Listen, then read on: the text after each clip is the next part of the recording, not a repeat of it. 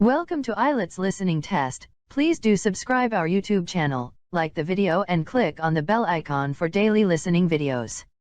Share your listening band score in the comments section below at the end of the test. Now turn to Section 1. Section 1. You will hear a conversation between a man and a receptionist on the subject of joining a surgery. First, you have some time to look at questions 1 to 5.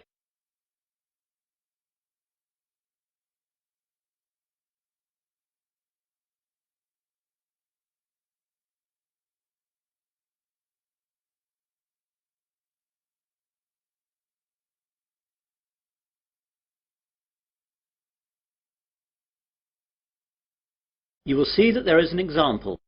This time only, the conversation relating to this will be played first. Hello, I've just moved to Melbourne for a new job and I've been advised to register with a new doctor for my family and myself. I think that this surgery is the nearest one to where I live. What's the name of the road that you live in, sir? Dawson Road. So, Dawson Road is the correct answer. Now we begin. You should answer the questions as you listen, as the recording is not played twice. Listen carefully to the conversation and answer questions 1 to 5. Hello, I've just moved to Melbourne for a new job and I've been advised to register with a new doctor for my family and myself. I think that this surgery is the nearest one to where I live. What's the name of the road that you live in, sir? Dawson Road.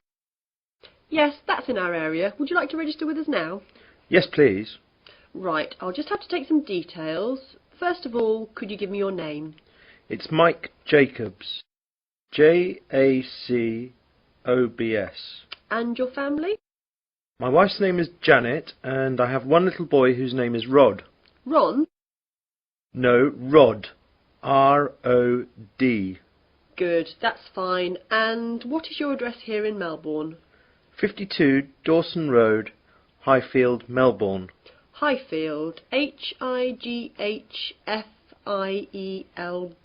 Good. And I'll need to know your health card number. It's NH871812C. What about my family? Oh, only yours for now. Do you know the name of your old doctor? It was Dr. Graham Mackenzie in Perth. Now, we've got 4 doctors here. There's Dr. Susan Larkins, Dr. Kevin White, Dr. James Nicholson and Dr. Linda Williams. Which one would you like to register with? Oh, I didn't think of that. Well, I think I would like a man as my doctor. I'll go for the last one. Was that one a man? No, that was Dr. Linda. How about Dr. Kevin? Yes, that will be fine. Right, Dr. White it is. Will that be the same for your family? Oh yes, my wife might not want a man as her doctor. Well, we'll leave it as it is for now, and my wife can change if she wants to. Before the conversation continues, you have some time to look at questions 6 to 10.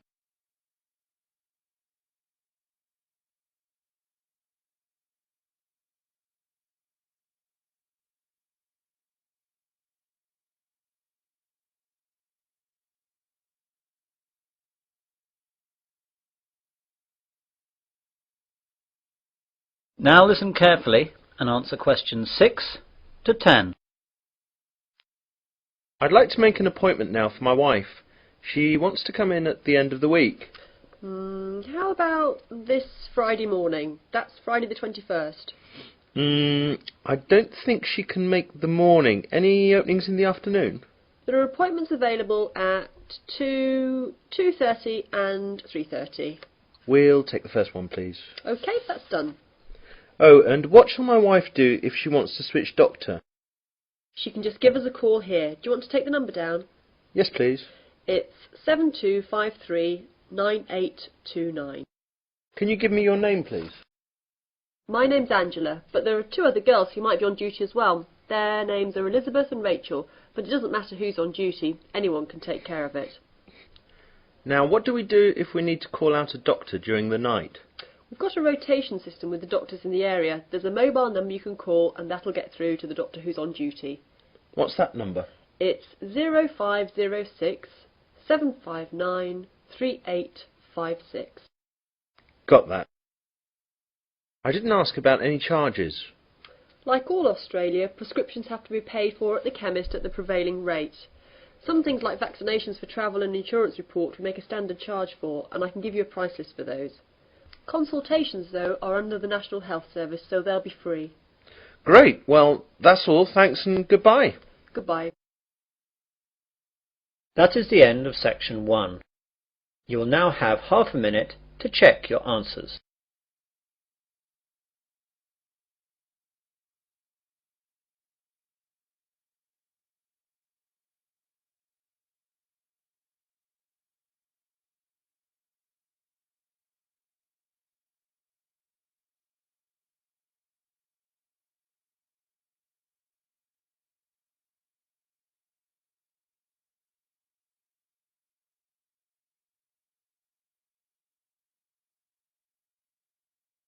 Now turn to section 2. Section 2. You will hear a man giving a guide talk to new students at a university library. First you have some time to look at questions 11 to 16.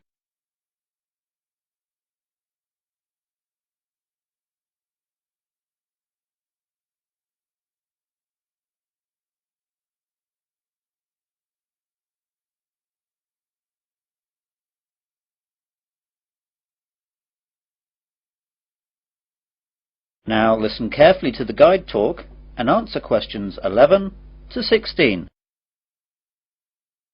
Good morning, everyone. I'd like to welcome you all to Wesley University Library.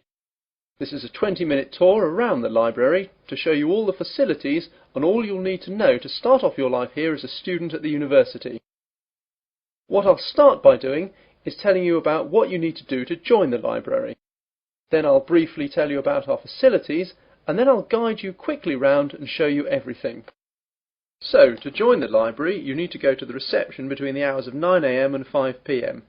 After that, the reception closes, though all the other facilities will stay open until 10 PM. At the reception, they'll give you an application form. After you fill that in, you'll have to give us the fee of £5, which you have to give us every year that you're a member of the library. We will also need to see your university card to confirm that you're a student of the university. And finally, we'll need 2 passport photos, one for our records and the other for your library card.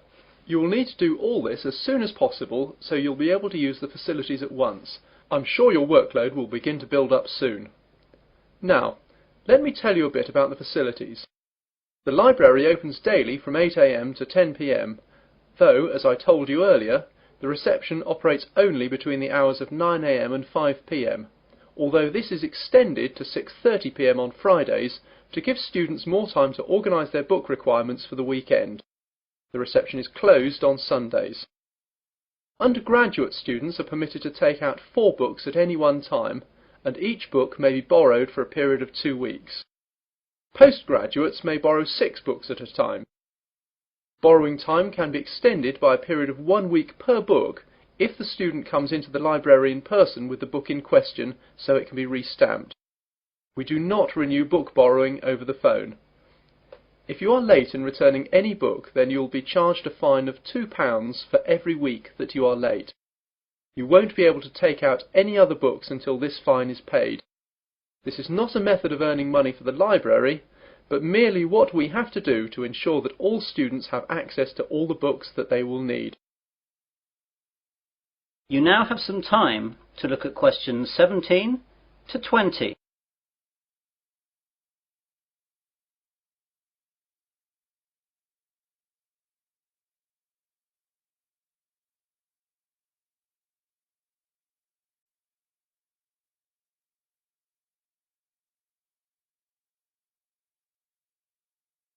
Now listen to the rest of the guide talk and answer questions 17 to 20.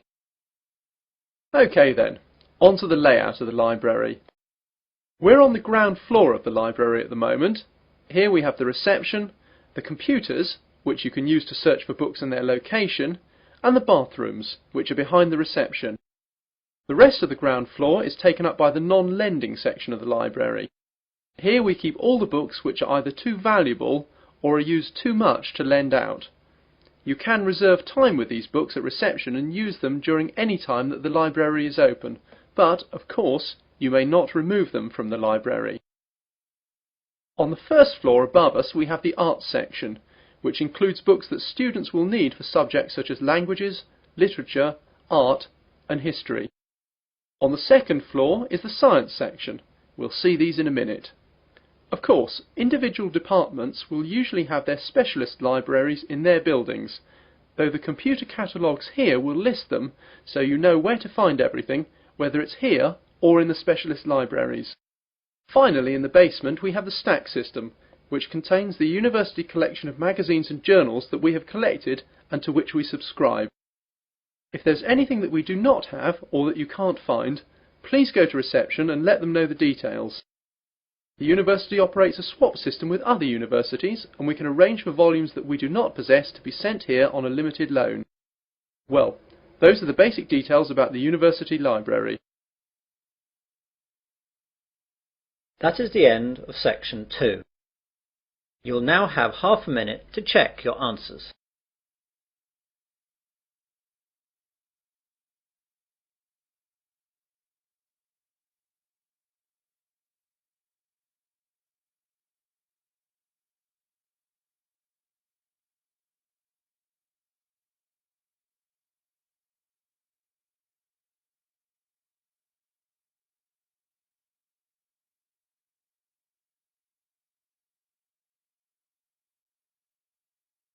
Now turn to section 3. Section 3. You'll hear a tutor and 3 students discussing their work. First, you have some time to look at questions 21 to 27.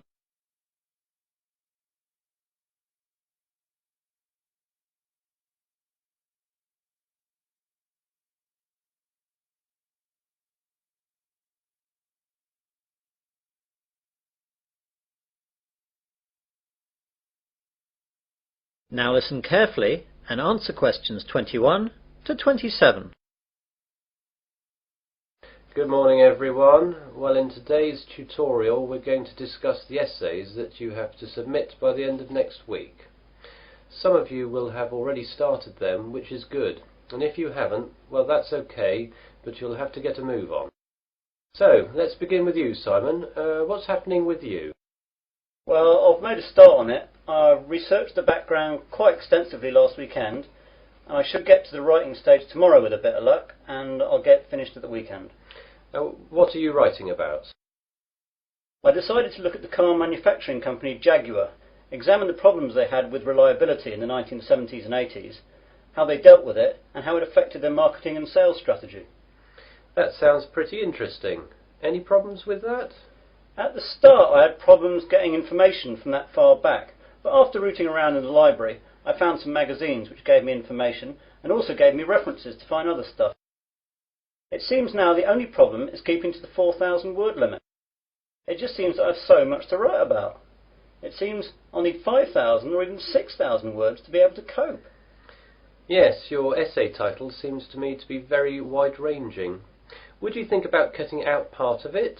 How about looking at their sales and marketing strategy, but only mentioning the problems in the 70s and 80s and not going too far into it? That's a good idea. That will make it much easier to handle. By the way, how do you want us to hand in our work? Do you want us to drop in a hard copy to your office? You could do that, but I'd prefer it if you just emailed it to me as an attachment. You've all got my address. If not, give it to the secretary, clearly marked that it's for me. Right, Jennifer, how about you? I've not really got going on it yet, but I have decided on a subject. I'll try and do some research during the rest of this week, and I should get writing this weekend. Okay, what are you writing about then? I want to look into how supermarkets use market surveys to develop their products. Will you have enough time to find out what sort of things that the supermarkets do? You won't have much time for that. I should be okay. I've had a look in the stack system in the library, and I found a magazine that surveyed all the UK major supermarkets and a trade publication that analysed the same things in Canadian supermarkets. Be careful about using their conclusions too much. The university takes a tough stance on plagiarism. Make sure you properly list where you get your information from in a bibliography and try and do your own analysis. Get going too, as that analysis will take a bit of time. Okay, thanks. You now have some time to look at questions 28 to 30.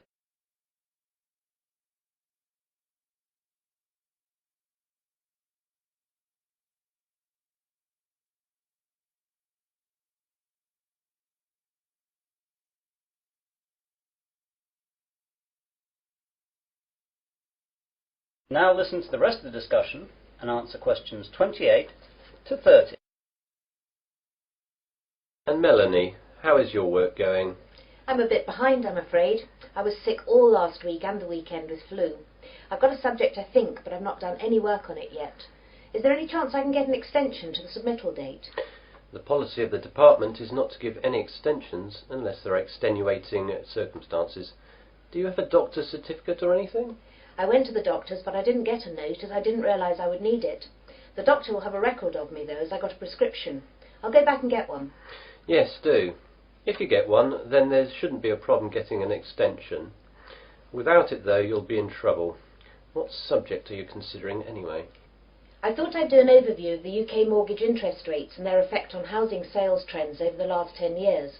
I thought it might be of interest because of the huge increases of house prices over the last decade. Certainly an interesting subject, and it should be no great problem getting information, as this has been fairly well documented. There's a lot of work again, though, and you'll really need to get cracking on it, even with the extension, if you get one. Well, I've not got much on for the rest of the week, and I've set aside the weekend to really get to grips with it. Good. Now, is there anything else? That is the end of section 3. You will now have half a minute to check your answers.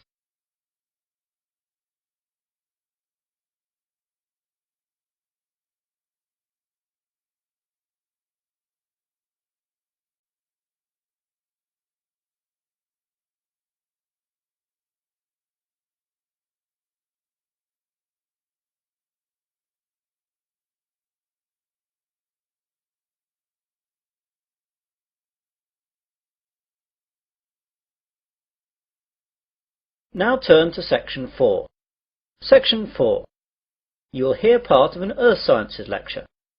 First you have some time to look at questions 31 to 40.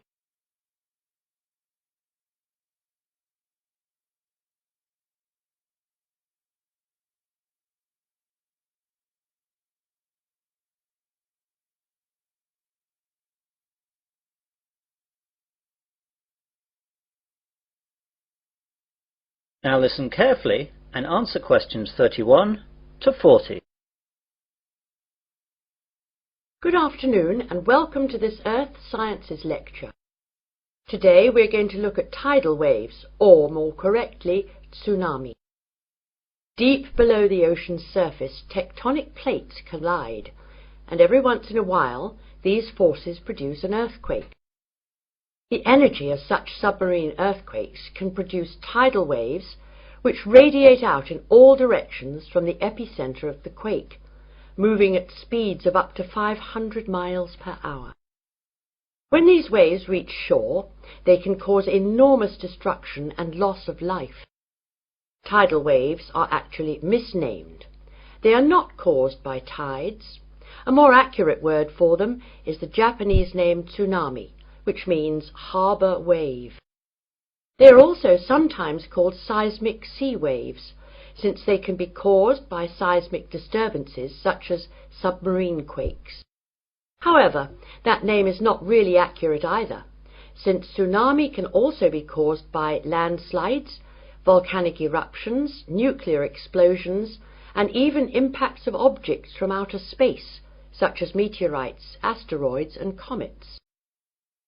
Earthquakes, though, are the largest cause of tsunami.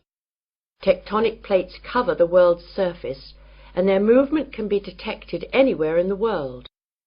Some areas of the world are more prone to greater movement, and it is in these places that the largest waves can occur.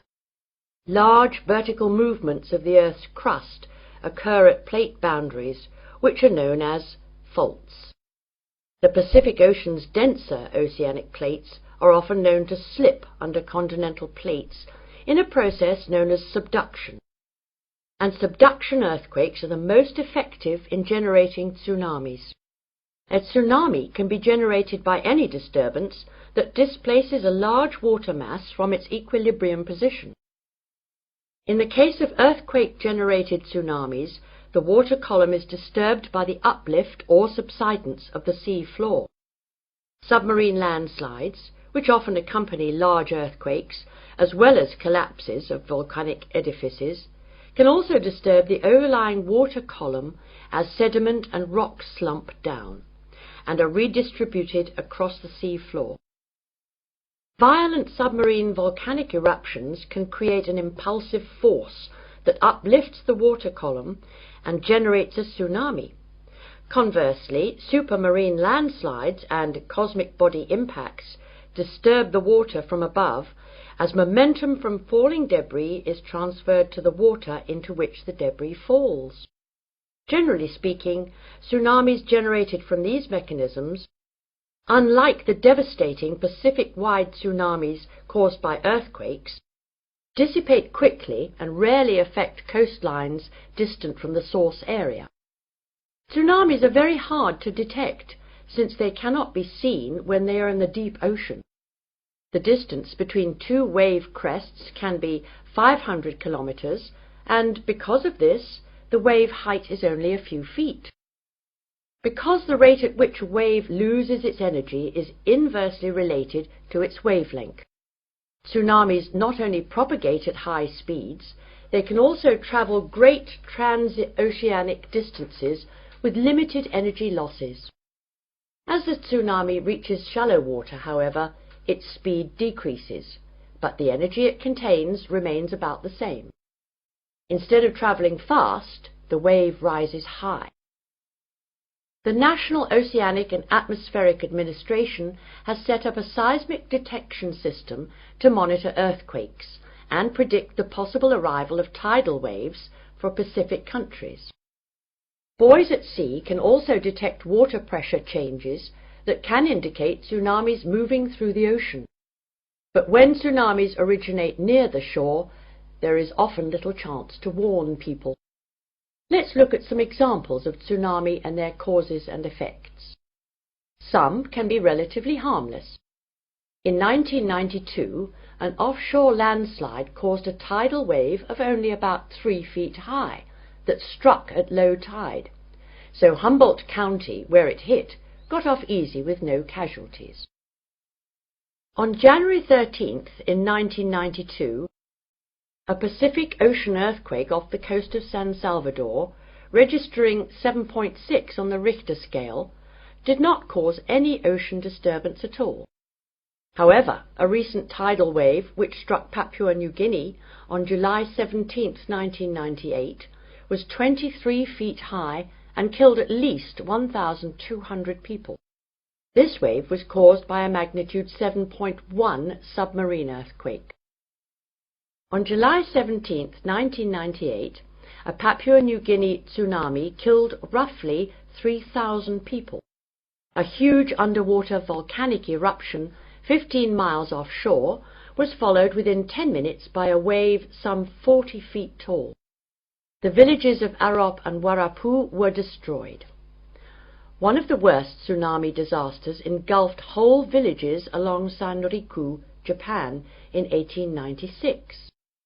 An underwater earthquake induced a wave of 35 feet, drowning some 26,000 people. Finally, about 8,000 years ago, a massive undersea landslide off the coast of Norway sent a 30-foot wall of water barreling into the uninhabited north coast of Europe. If this were to recur today, as scientists say it could, almost anywhere in the world, it would cost billions, if not tens of billions of dollars, to repair the damage to coastal cities and kill tens of thousands of people. That is the end of section 4. You will now have half a minute to check your answers.